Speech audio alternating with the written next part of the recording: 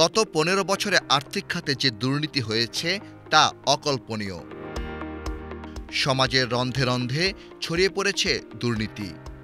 Bank থেকে আমানতের টাকা নিয়ে চলে যাওয়ার দৃষ্টান্ত বাংলাদেশে বিরল।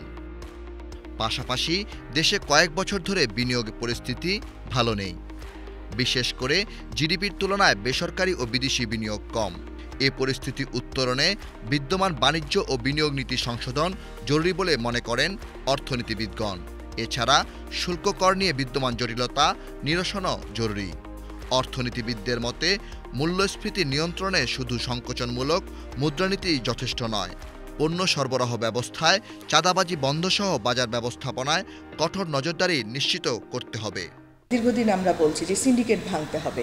আমাদের এই যে রাস্তায় আসার পথে ঢাকার বাইরে থেকে বলেন বা শহরের বাইরে থেকে যেই আমাদের শাকসবজি থেকে শুরু করে যেই দ্রব্যগুলো নিত্য প্রয়োজনীয় দ্রব্য যেগুলো শহরে আসে, আমরা দেখি যে প্রচুর চাঁদাবাজি হয়। সুতরাং চাঁদাবাজি বন্ধ করতে হবে। আমাদের যে মধ্যস্বত্বভোগীরা আছেন, এই মধ্যস্বত্বভোগী যারা আছেন, যারা চাঁদাবাজির সাথে জড়িত, এদেরকে চিহ্নিত করতে হবে এবং এটা বন্ধ করতে হবে। আসলে সুশাসনের কোনো বিকল্প নাই। তা আমাদেরকে এই সময় আসলে দ্রব্যমূল্য নিয়ন্ত্রণের জন্য সিন্ডিকেট ভাঙা, চাঁদাবাজি নিয়ন্ত্রণ, বাজার মনিটর করা, এগুলোর উপরে আসলে জোর দিতে হবে। অতীত থেকে আমরা শিখছি না, এবং এটা শিখছি না মানে হলো বিচারহীনতা আমাদেরকে কিন্তু পিছিয়ে দিচ্ছে। তো যখন যদি আমরা সেটাকে সঠিকভাবে তদন্তের যে রিপোর্ট আছে সে অনুযায়ী যদি আমরা পদক্ষেপ নিতাম, তাহলে এটা দ্বিতীয়বার ঘটতো না। তো এখন যদি আমরা সেই আবারও না পদক্ষেপ নিতে পারি, তাহলে এটা আবার ঘটবে। তো সুতরাং এই বিচারহীনতার যে আমাদের একটা কালচার তৈরি হয়েছে, এখান থেকে বের হয়ে আসতে হবে। ব্যবসায়ীদের মতে কেবল কর সংগ্রহ নয়, রাজস্ব বোর্ডের উচিত বিনিয়োগ ও কর্মসংস্থান বৃদ্ধির দিকেও মনোযোগ দেওয়া।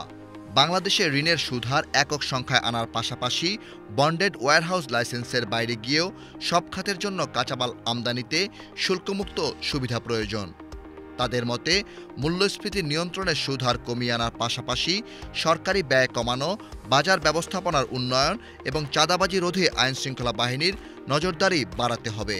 ব্যবসায়ীদের মতে অর্থনৈতিক অঞ্চলে আইনশৃঙ্খলা পরিস্থিতির উন্নয়নের পাশাপাশি উদ্যোক্তাদের নিরাপত্তা নিশ্চিত করতে হবে। জ্বালানি সরবরাহ নিশ্চিত করা ছাড়া শিল্প উন্নয়ন সম্ভব নয় বলেও মনে করেন ব্যবসায়ী নেতারা।